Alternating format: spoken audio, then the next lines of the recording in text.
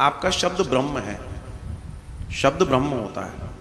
अब मान लीजिए आज कोई व्यक्ति बीमार पड़ा, आपको पता पड़ा कि फला फला है वो बीमार हैं,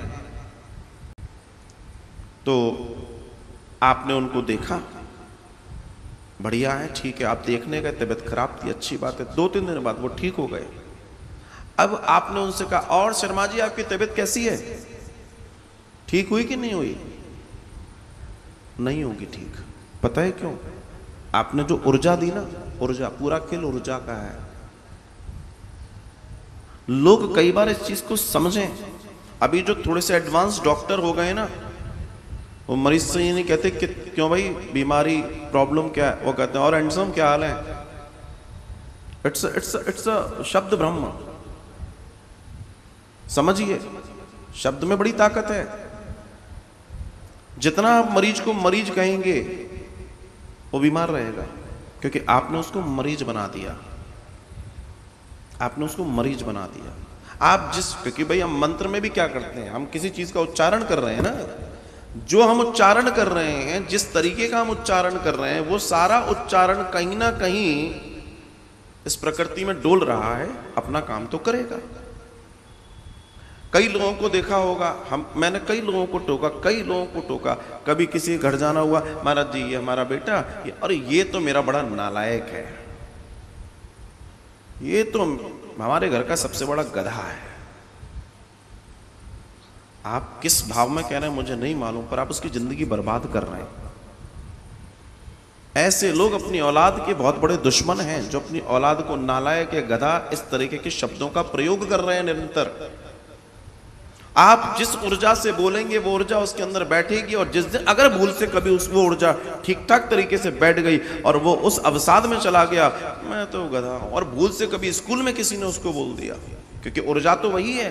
अब वो उस ऊर्जा को लेकर मेरे को पिताजी गधा कहते हैं, ये कहते हैं, और दिमाग में चल रहा है। अब उसकी ऊर्जा इतनी बढ़ गई कि वो स्कूल में बैठा और किसी बच्चे की ऊर्जा तो वही चल रही है, वो ऊर्जा किसी से टकराई, और जहां कोई ऐसा घर्षण हुआ उसने बच्चे ने भी बोल दिया, अरे तू तो गधा है। आप समझ रहे हैं आपने क्या किया? आपने एक जिंदगी बर्बाद कर दी। आपने एक ऐसी जिंदगी बर्बाद कर दी जिसकी जिंदगी खूबसूरत हो सकती थी, आपने उसको नालायक, गधा और ये तो गंवार है। इस तरह के शब्द घर में कभी उपयोग नहीं होने चाहिए। शब्दों की बड़ी ताकत होती है। कई लोग ये गलतियां कर रहे हैं, कई लोग, और तुम जो बोलोगे वही तो निर्माण होगा। उस बच्चे के उस कोमल मन में अगर ये विचार बैठ गया, और धीमे धीमे क्या होगा, उसको कॉन्फिडेंस लूज होगा, उसका कॉन्फिडेंस लूज होगा, वो कोई भी कार्य कॉन्फिडेंस से नहीं कर पाएगा। और आप देखना वो बीमार हो जाएगा, मानसिक शारीरिक जो भी होगा। अब जैसे आपके घर में कोई बीमार है, बच्चा बीमार है, कोई बड़ा बीमार है, कुछ भी, और अगर आप उसको इस बात का एहसास, मम्मी जी हैं अक्सर बीमार रहती हैं, अब कोई मिलने आया, मम्मी जी हैं अक्सर बीमार रहती हैं, व्हाट यू हैव डन, आपने प्रूव कर दिया कि आप कभी सही नहीं होगी। ऊर्जा के सिद्धांत की बात कर रहा हूं मैं फिजिक्स के उन नियमों की बात कर रहा हूं जिससे पूरे ब्रह्मांड को हम देख पाते हैं। उस संदर्भ में वो बेचारी कभी नहीं ठीक हो सकती, क्योंकि जो आ रहा है वो कह रहा है ये बीमार रहती है। अच्छा, वो भी अपने आप से कह रही है कि बीमार रहती हूं। ये एक और बड़ी समस्या है। तुम अगर ये कह रहे हो कि मैं बीमार रहती हूं, बीमार रहता हूं, तो तुम्हें सही क्या ब्रह्मा जी भी नहीं कर पाएंगे। तुम अपने आप को, इस बात को भी समझना आपके लिए अति आवश्यक है। तो यहां ऐसा दर्शन आया है कि रोगी की मृत्यु निकट आए तो उससे अच्छा व्यवहार करें, उससे वही बात करें जो उसके दिमाग में चल रही है, उससे विपरीत हो। वो दुखी है, उसको सुख की बातें करो उससे।